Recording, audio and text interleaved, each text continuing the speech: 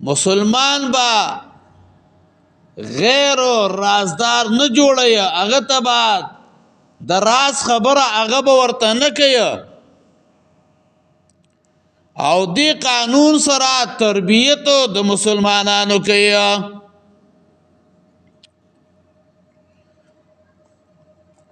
یا ایها الذین آمنوا لا تتخذوا بطانة بطانه ویل کیږي اتخاذهم وزراء بخپل ملک د کافرانو وزیران جوړول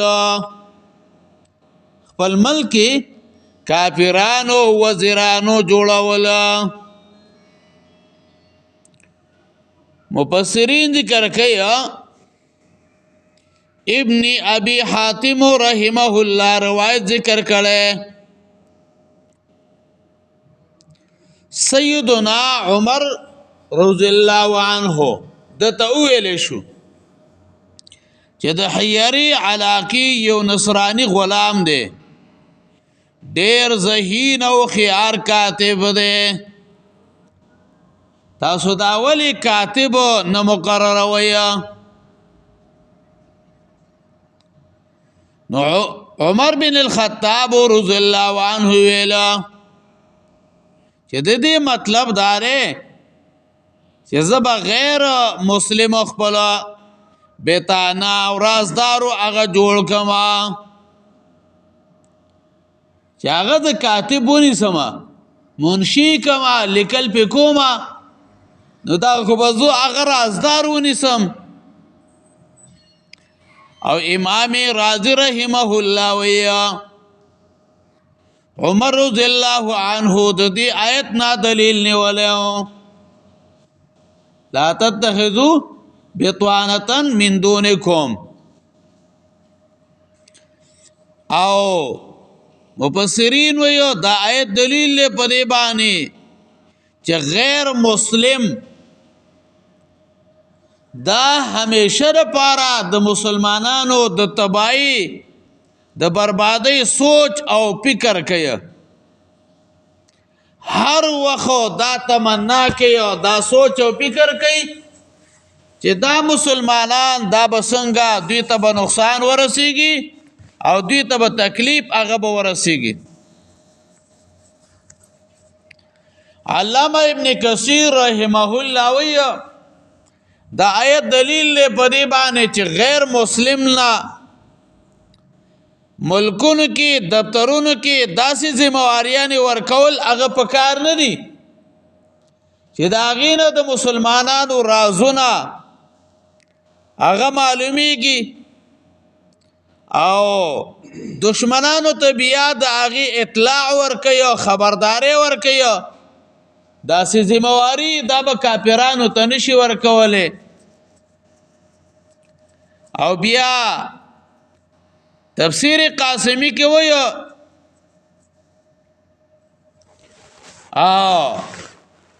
چې د دې آیت مبارکه نه معلومیږي دا چې غیر مسلم چې د مسلمانانو په ملک اوسېږي نو د مسلمانانو په یو معاملې کې مدد اغستل هغه جایز نه دی وای. تفسیر قاسمی کې وای بیتوانا ویل کېږي رازدار بیتوانا په اصل کې ویل کېږي الصوب الباطن الذي يلي الجسد یعنی هغه باطنی جامه چې دننه د بدن سره لګيږي او ټولو بدن نه خبردار یا مراد د دینه رازدار. علماء وایي چې په دې آیت مبارکه باندې عمل نشتا خلک په مسلمانان په عمل نه کوي نو ځکه مسلمانانو ته تکلیف دی مسلمانان په تکلیف کی او بیتوانا اتخاذهم کاتبین و محاسبین، یعنی کافران کاتبان او محاسبین جوړولا، هغوی ته د خپلو کاتی حواله کول، حسابونه حواله کولا. ابو موسی اشعری رضی الله عنه بصره کې والی و، نو عمر فاروق رضی الله عنه داغه سره حساب کاو، هغه کاغذونه جمعات ته راوړل. عمر فاروق رضی الله عنه ویل دا کاغذونه چا لیکلي دي؟ نو دوی ویل دا ډېر یو ښه کاتب لیکلي دي. نو عمر رضی الله عنه ویل جمعات ته دې راشي. نو دوی ویل هغه جمعات ته نشي راتلی. وی ولې؟ وی هغه نصرانی دی. نو عمر فاروق رضی الله عنه ورته بغوسه شو او ورته ویل آیتا د الله نه دی اوریدلی لا تتخذوا بطانه من دونکم، چې د کافرانو نه بارازدارو نه جوړوي. او ورته ویلا هل لا اتخذت حنیفا مسلما، تا موحد مسلمان ولی نه نیولا، موحد مسلمان دی ولی نه نیولو. هغه ویلا د بصری والو پروګرام په د باندې آباد دی. و امیر المؤمنین ویلا لا اکرمهم اذا هانهم الله ولا اعزهم اذا ذلهم الله ولا ادنيهم اذا ابعدهم الله. زو د دوی اکرام نکوما کله چې الله سپک کلی دی، زه ورته عزت نه ورکوم کله چې دوی ته الله ذلت ورکلی. ځان ته نه نږدې کومه کله چې الله لرې کلی دی. او بیا یې ورته دا ویله که دا نصراني مړ شي نو بیا به څه کوې؟ نو د هغې نه وروستو چې دا کار بیا بل ته حواله کې، نو اوس یې ورته نه وزګار که که نه اوس ته نه لرې که. من دونکم اے من غیر اهل الایمان، د مسلمانانو نه سوا. لا یعلونکم، دا په معنا د تقصیر او د کوتاهی باندې. لا یعلونکم خبالا، خبال ویل کېږي مفسرین وایي فساد فی العقل والقوائم والارجل. خبال د عقل خرابواله، د خپو د لاسونو خرابواله، کوګواله.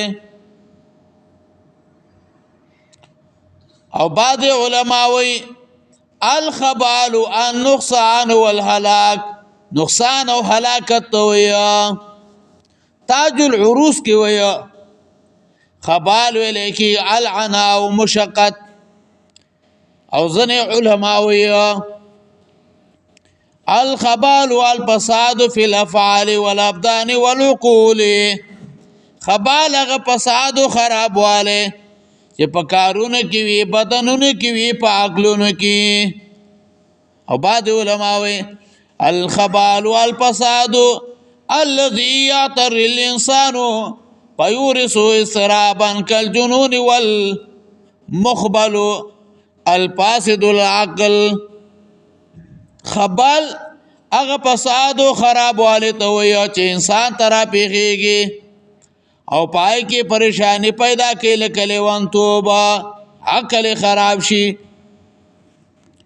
ودو ما عنتم، ودو ما عنتم. عنت دې ته ویل کېږي چې مات شوی اډوکې جوړ شي او بیا مات شي. نو کله چې یو اډوکې مات شي او بیا جوړ شي او بیا مات شي، نو تا بیا ډیرو تکلیف وي.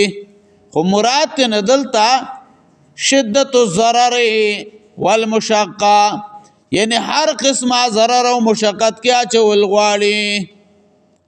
قد آبدت البغضاء، کله نا کله د دوی د خلونه غصه راښکاره کیږي د مسلمانانو په خلاف باندې د ضدو کلماتو راوباسي چې پټولو باندې قادر نه یا اکبرو عداوتان پسینو کې ډیرولې دشمنی دا په نسبتو د ښکاره حال د دوی قد بینا لکم الآیات من تاسو ته آیاتونه بیانو چې دلالت کې په دې خبرو چې کافران به رازدار نیولو کې دا ډیر ضرر دی دا وپېژنئ د دې نه منع شئ ایمان والدي د دوی سره مینه نه کوي او د دوی یو بدو څو صفتونه یو لا یعلونکم خبالا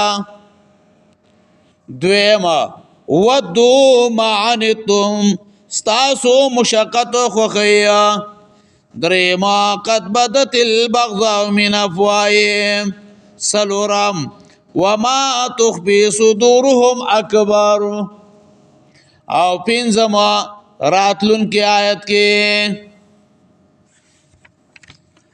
مثل ما ينفقون مثال دا غمال چې خرج کوي دوی په هذه الحیات الدنیا په دې ژوند دنیاوي کې کمثل ریحین پشان د هوا ده فیها سرون چې پای کې اور وي اصوابت حرث قوم ظلموا ورسیږي فصل له قوم ته ظلموا انفسهم چې ظلم کړي په ځانو خپلو فاهلكته نو هلاك لغیلرا وما ظلمهم الله او ظلم نه کړي په دې باندې الله تعالی ولكن انفسهم يظلمون لیکن دی په ځانو خپلو ظلم کوي یا ایها الذين امنوا ایمان والو لا تتخذوا بطانه من سيو رازدار